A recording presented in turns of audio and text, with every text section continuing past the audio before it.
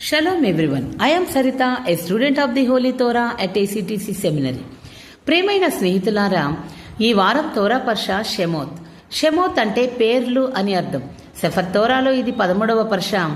Seifert షెమోత్ లేదా నిర్గమకాండంలో ఇది మొదటి పర్ష. ఈ పర్ష యొక్క 5వ అలియా షెమోత్ 3వ అధ్యాయము 16 నుండి 4వ అధ్యాయము 17 వచనముల వరకు.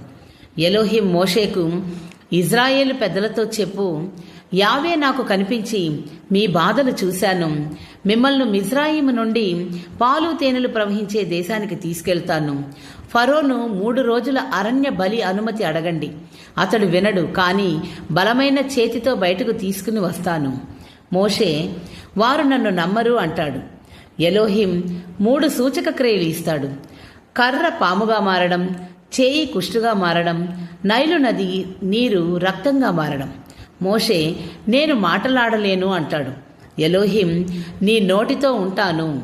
మోషే ఇంకా వేడుకుంటే ఎలోహిం కోపంతో అహరోనును మాటలాడే వక్తగా నియమిస్తాడు.